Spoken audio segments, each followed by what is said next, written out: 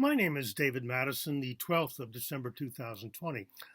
I'm an ex-clergy atheist, and I have collected more than 400 book titles into what I call the Cure for Christianity library, in homage to Mark Twain's famous comment that the best cure for Christianity is reading the Bible.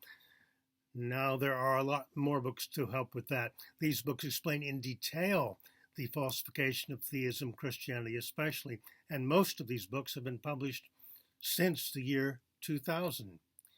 Please tell your Christian friends they have a lot of homework to do. They haven't noticed. Just type Cure for Christianity Library into Google. These authors have stated the blunt truth, hence this series of videos, Cure for Christianity Knockout Quotes. This is quote number 35.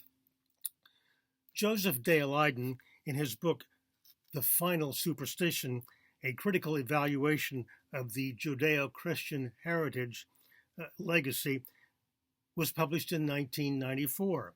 He wrote this, quote, "Luckily for Christianity, most people superimpose their own value systems on a religion when its teachings become too absurd.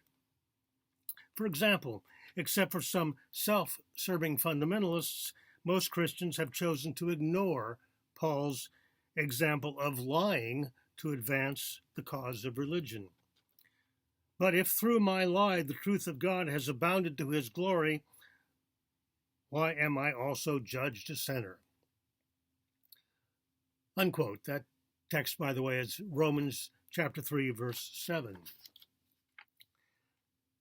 Most people do indeed superimpose their own value systems when religion becomes too absurd, silly, and even evil. How many Christians are okay with hating their families, for example? That's absurd. No, they can't go along with what Jesus said in Luke 14:26, that you have to hate your family to be a disciple. That text is despicable.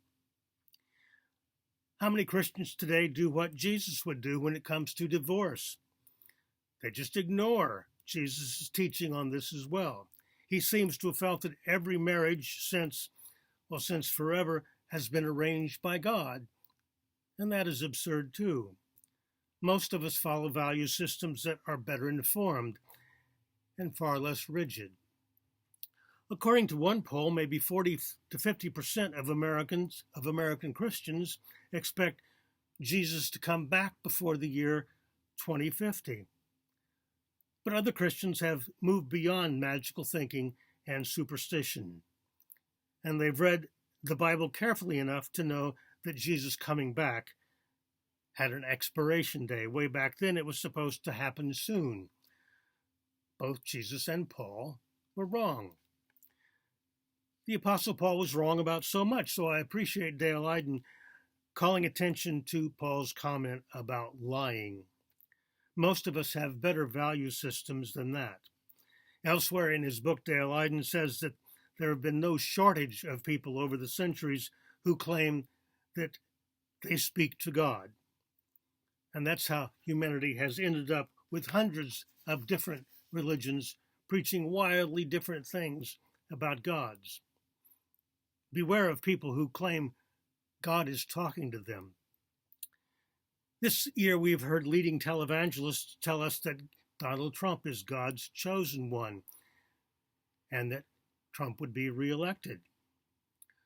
Well, look what happened. So now these super devout people who talk directly to God claim that Satan beat God on this one. What does that tell you about God? Televangelists are like the Apostle Paul, boasting about lying for the glory of God. They're good at it too. They are scam artists posing as preachers. There are hundreds of Bible verses, in fact, that many Christians know are absurd. And we're lucky, as Dale Leiden says, that they follow their own value systems, and they pretty firmly turn their backs on the scam televangelists.